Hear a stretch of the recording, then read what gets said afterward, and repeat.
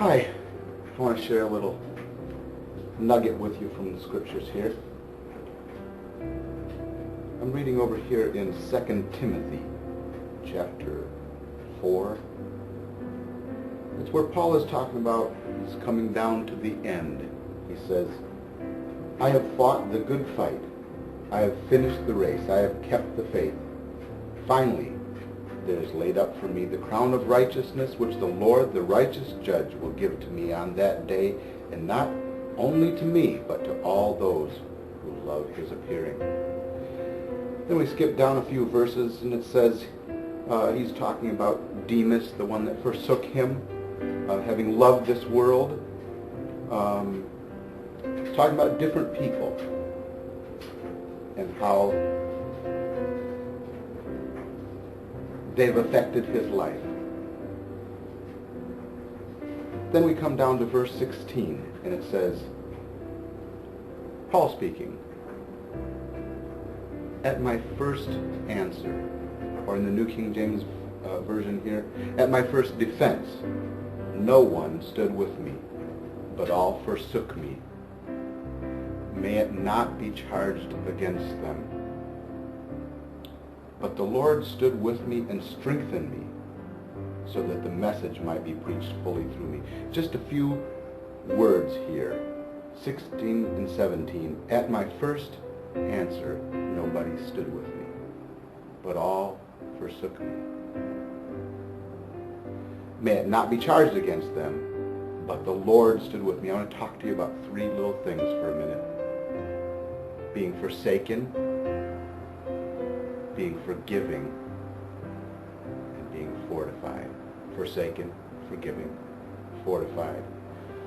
Paul is talking about here where he was forsaken, and that feeling, that sense. Well, I think about Uriah.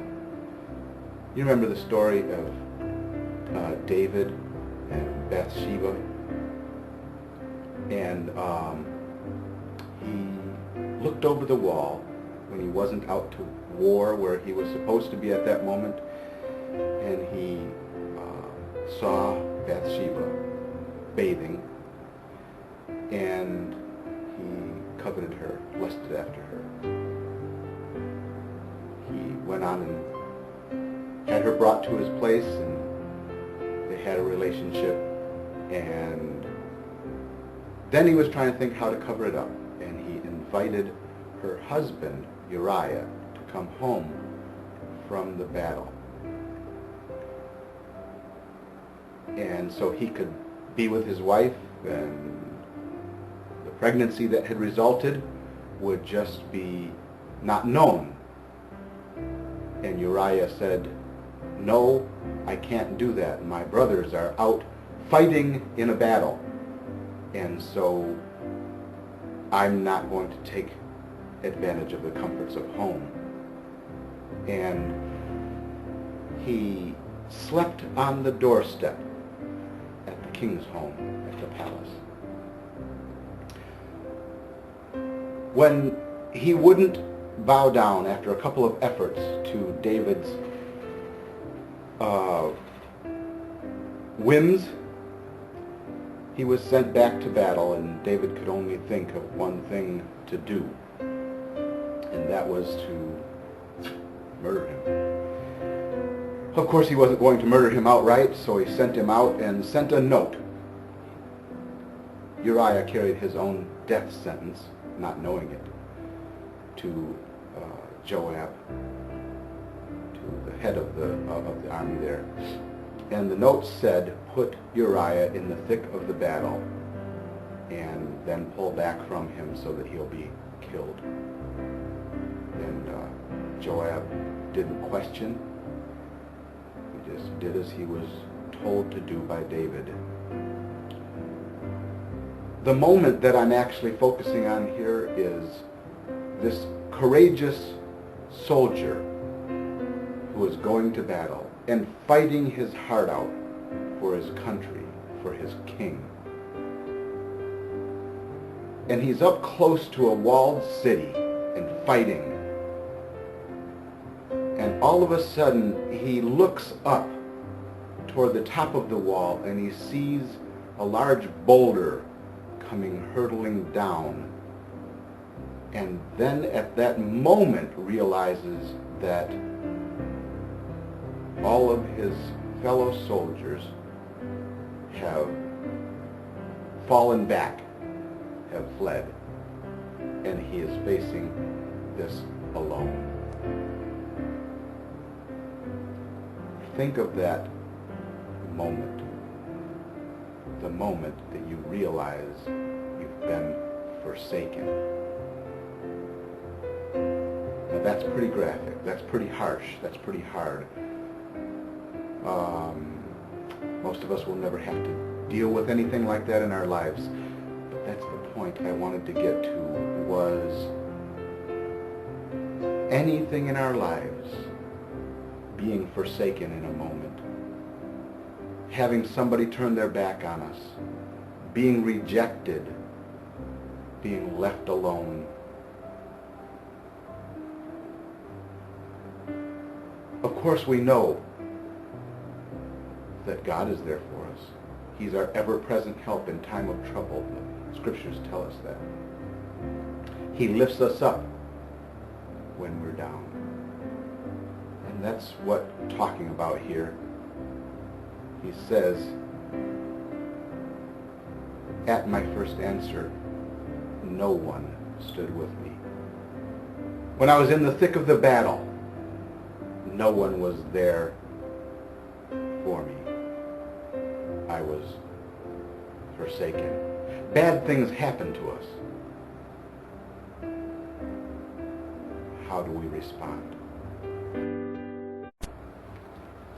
And he goes on to say here,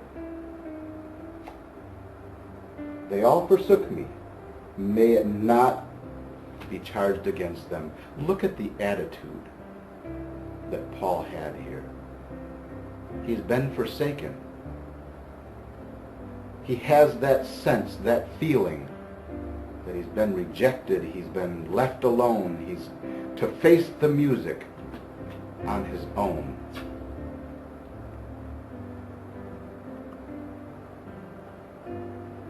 And what is his response? What is his attitude? Lord, forgive them.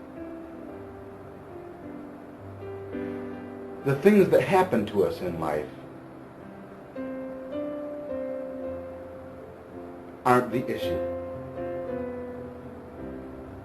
It's how do we respond to them. That could be the little things or the big things. I think about a passage that Chuck Swindoll wrote in one of his books. I like it a lot. It's been passed around a lot. And it's simply titled Attitude. And he says, the longer I live, the more I realize the impact of attitude on life. Attitude, to me, is more important than facts. It is more important than the past, than education, than money, than circumstances, than failures, than successes, than what other people think or say or do. It is more important than appearance, giftedness, or skill. It will make or break a company, a church, or a home. The remarkable thing is you have a choice every day regarding the attitude you will embrace for that day. We cannot change our past. We cannot change the fact that people will act in a certain way. We cannot change the inevitable. The only thing we can do is play on the one string we have, and that is our attitude. I am convinced that life is 10% what happens to me and 90% how I react to it. And so it is with you. You are in charge of your attitudes. And Paul was certainly in charge of his attitude here, because he seems to have given his life to the one who gave him life, the Heavenly Father. He says here, at first, no one stood with me. they forsook me, may it not be charged against them. He was forsaken, and he was forgiving.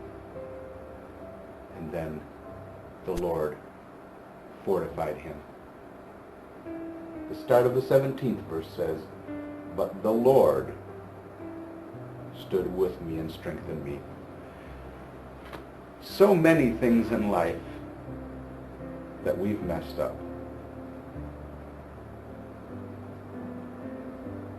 Can be fixed, can be answered. In fact, so many times the only explanation is but the Lord. There's so many things that can come our way. It could be a death in the family. It could be financial trouble. It could be loneliness. It could be a relationship breakup. It could be our children not doing the things that we think they ought to do, not going the way that they ought to go. It could be family members turning on us or turning against us or forsaking us. So many negative things that could happen. How do we respond? I like telling my brother, he drives a dump truck for a living, and he hates traffic. And in regard to this attitude thing, I try to tell him,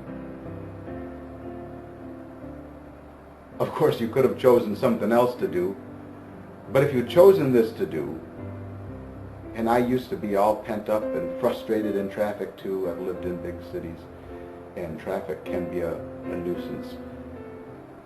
But I eventually figured this out, and I've tried to live by this, and I've told him, you can choose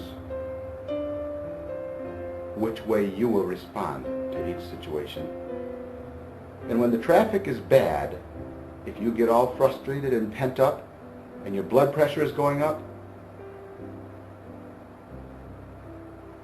the only thing that is going to do is get you there frustrated and pent up and blood pressure going up. It won't get you there any faster by being frustrated. You have a choice. The traffic isn't going to move because you need it to move. If you ran late, then you ran late. If it's not your fault, it doesn't matter. Traffic isn't going to move because you need it to move, want it to move, desire it to move, are frustrated. So you have a choice. You can get to your destination happy and whistling a tune and enjoying yourself, or you can get there frustrated, pent up, and torn up inside and blood pressure rising. That's the principle I'm talking about here. Whatever it is that's happening to you, it could be a minor thing like traffic, or it could be a major thing. You could be forsaken. But if you have the right attitude, like Paul had, forgiving, loving, kind, tell yourself not to be frustrated, not to worry, not to be fretting and letting your blood pressure rise, because you do have the choice. When you have the right attitude, then the Lord can come in and do his part. He can fortify you. So, it's your choice. How will you handle the things that come your way? Will you give them to the Lord? Will you let him take care of them?